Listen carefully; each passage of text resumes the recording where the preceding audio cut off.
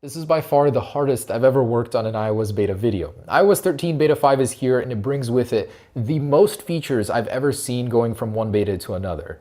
So the first thing is in the setup menu, or upon updating to Beta 5, you get the option to set the appearance from light to dark in a custom menu. I did get some storage back, so before 23 gigabytes available, after updating 30.77, and that was Beta 4 to Beta 5. Upon using it for a few hours, I noticed that some of the respring bugs I'd encountered before aren't happening, in particular when going to the app switcher and closing it really fast. I used to have that one, and animations are further refined. Scrolling in particular feels amazing on Beta 5, and Apple has so much attention to detail on this firmware. First thing I want to mention is on my iPhone XS Max, the icons are condensed. And this was something I found through Photoshop. I swear I was seeing it, and then I verified Apple actually moved them inwards a little bit from the outer edge, and the bottom rows have been condensed downwards. So that's an immediate effect you can tell on the iPhone XS Max. I'm not sure about other devices, haven't checked. And now on iPad, Apple allows you to change your default app icon layout. So in display and brightness settings, you now have a section here for app icon size. It goes from more, which is default, to bigger, and this changes the grid layout from 5x6 to 4x5, more of the iOS 12 era look here.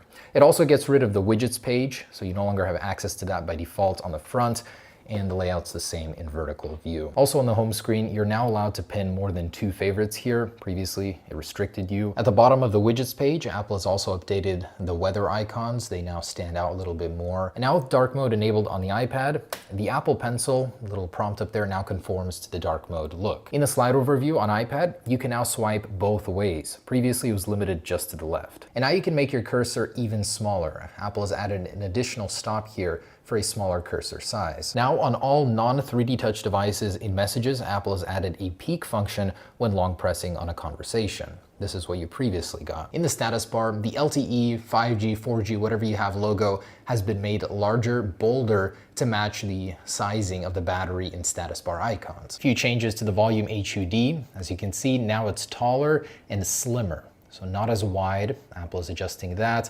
There's a new haptic feedback response when you hit the end. And notice that there are now more stops. There are 34 stops versus 16 for the settings, so you can really fine tune that sound now, which is amazing. Also, the amount of time it takes to hit empty or full is now about twice as fast, which is very nice. And when you actually thin out all the way, notice how it's now square or rectangle shape, not tapered off like over here. Beta 4 looks way better. If you have the volume HUD up on screen and take a screenshot, notice how it disappears right away. Not new to Beta 5, but new to me. In the sound settings, if you have change with buttons enabled and your device is in silent mode, you go to change the volume, you'll get haptic feedback upon this prompt. Now in Beta 5, you can actually adjust that ringer even if in silent mode. And the ringer volume HUD gets the same treatment. It's now sleeker, faster, has 34 stops of adjustment, and if you actually reach the end, it stretches, and it's a very nice new animation, looks sleeker. Now when taking screenshots in Beta 5, your screenshots within default applications are rounded. So you get that rounded edge there. Also when cropping full page screenshots in Safari, the interface has been condensed once again. There's a new screen recording animation. Now, when it shows up, it'll go straight to the screen recording logo and then fade into the time. On the home screen, 3D touching on the Photos app reveals some fixed descriptions here. Also 3D touching on Mail now by default shows you how many messages you have in your inboxes, even without notifications enabled. Podcasts has a new logo on its 3D touch platter for check for new episodes, and you can actually read the full text now. The dock app icons now also have the rearrange option when 3D touching. Previously, they did not. When 3D touching on folders, you can see that the organization has changed. The app with the notification is now separated by this break from the other options, and that's a new feature on its own. The notifications now show up for the folders. This was new in Beta 4. In the Now Playing interface, the play, fast forward, and rewind icons are all sleeker on Beta 5. The volume icons down here are refined, slightly smaller.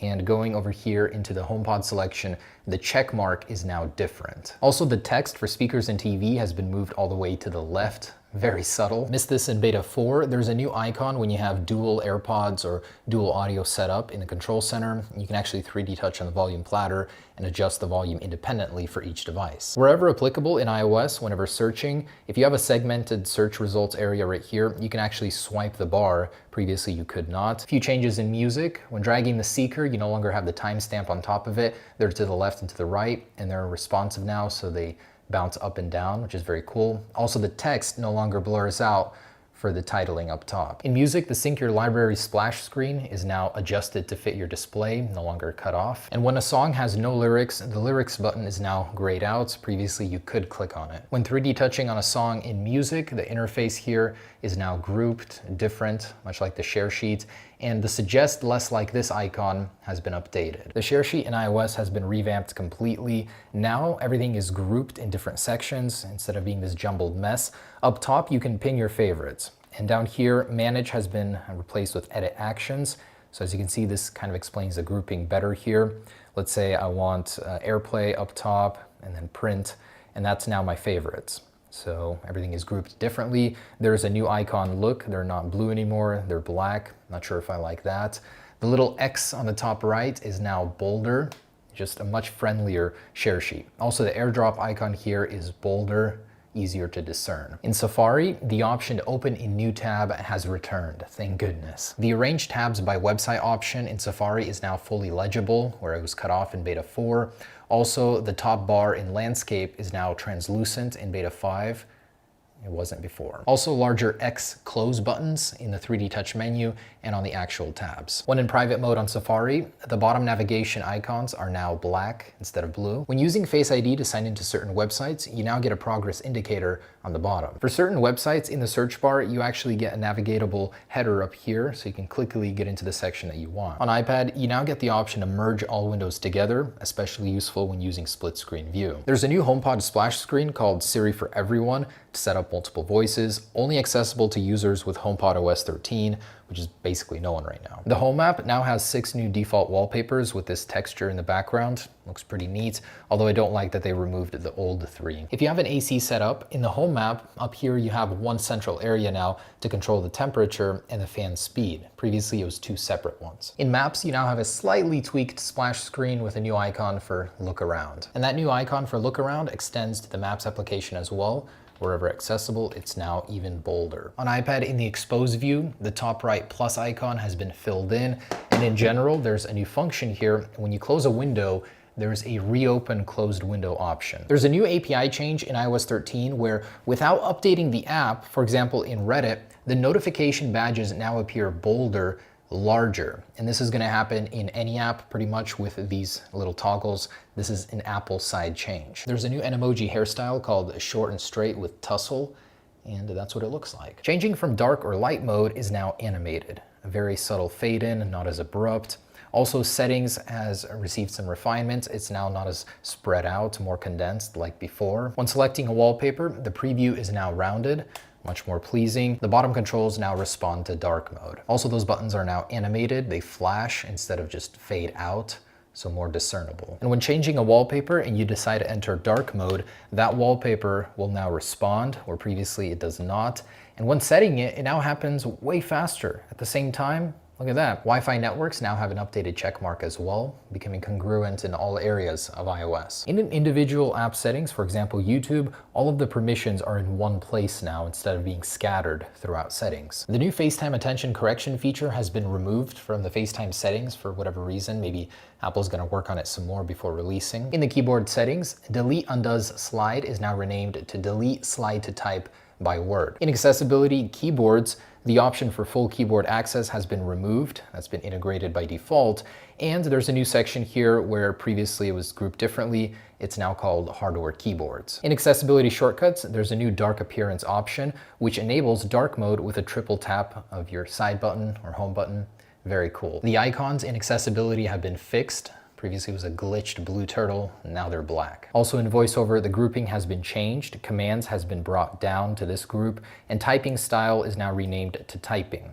Inside, you have even more options now. In Beta 5, with dark mode enabled, if you enable Smart Invert, it no longer glitches iOS. It looks proper as it should, so Apple has fixed that. In the Assistive Touch menu, many of the icons have been made larger. For example, notifications and control center here, among many others. In Assistive Touch, there's a new section for pointer devices.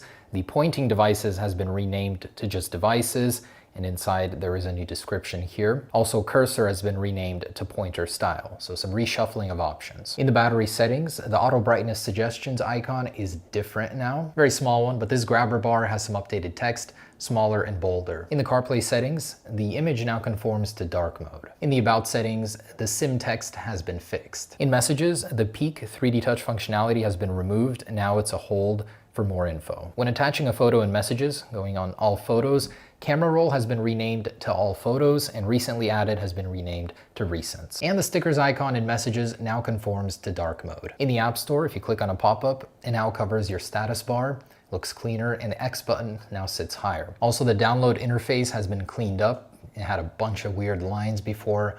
Now it's been fixed. And within the App Store, pending updates is called upcoming automatic updates, sectioning off your apps ready to be updated. And this actual dragger right here, something I didn't know, is to close it very easily, just slide over and then down, and it just closes like that. It's not new, but new to me. With dark mode enabled, the reviews section now actually pops properly instead of being negative, and the icon for your avatar is now larger. Also, the Apple Arcade now has a larger arcade logo with a little description for playing ad-free. In Photos, there's a new splash screen here for curating your photos. When it starts to work, there's a very nice animation. I love that attention to detail. And when it's done, you'll see this splash screen right here, letting you know that curation is complete at the bottom of your photos. A very annoying issue that's been resolved when screenshotting or saving photos, they wouldn't save to the proper position. Now they do. Before, it'd save somewhere way up there and you'd have to scroll to find it. The markup interface has some new updates. Now it's condensed towards the middle, so not as spaced out. The signature tool is now full screen. The magnifier tool has some visual changes, not as bold on the borders. And when using custom tools like this, the bottom interface has moved to the middle, consolidated. The interface when using NFC to hold near reader has been updated. It's now smoother. The Files app now supports background audio, so you can play music or videos in here and go elsewhere and still hear it. Also, the markup icon top right has been made smaller, and the submenu now looks like this. Just like the 3D touch menu on the home screen, everything is organized and divided. The actual markup interface in Files has been fixed, brought down lower to give you more room. A number of awards have been added to the Activity app, from 1,250 to 2,000 move goals. A very slightly tweaked Health app splash screen where it says next instead of continue. In the Health app, the search tab is now called Browse with a new icon. And on the main page, the way that highlights are displayed is now different, new interfaces. And if I go into edit here, there are a number of new icons for activity, body measurements, hearing, nutrition is now filled in, and more icon changes down here. In the Shortcuts app, you'll notice the automation tab is gone. A developer responded saying Apple has removed it only temporarily. Now you can peek on certain functions and you'll get this interface here, and the actual plus icon on the top right is now bolder. In the FaceTime interface, the end call button is now bolder, larger. In the Mail app, there's a new tab view for drafts, much like in Safari. Also, the icons, when sliding over, have been made bolder, easier to discern. Same thing over here on this side. When selecting text now on iOS 13 Beta 5, there's a new slide in animation instead of slide over. So once again, select a word and it comes in from up top instead of from the side. Very cool.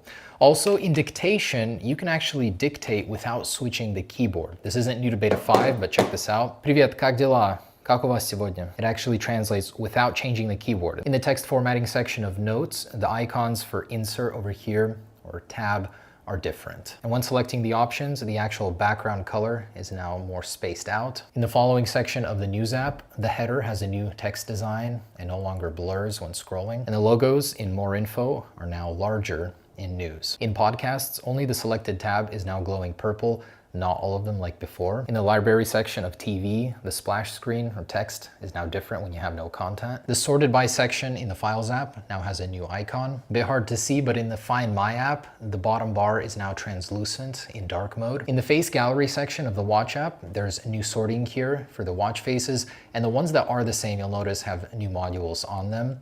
Been slightly tweaked visually. And when scrolling here, the header has been fixed. It now has a translucent bar up top. The Field Test app on iOS is now properly fitted and actually works, and there's a new icon for it as a developer has shared. A very annoying bug in Spotify has been fixed where the Now Playing bar was sticky and had a delay when clicking on it. The Files application now supports the import of raw photos, so no longer do they have to be JPEG. A couple interface changes in CarPlay. The icons are now darker when pressed, and the artist is now separated from the song name here. There's also now an option to disable show album art. And in CarPlay, HomeKit automations have now returned. And the multi-core score dropped, but nothing to be concerned about. Performance is amazing.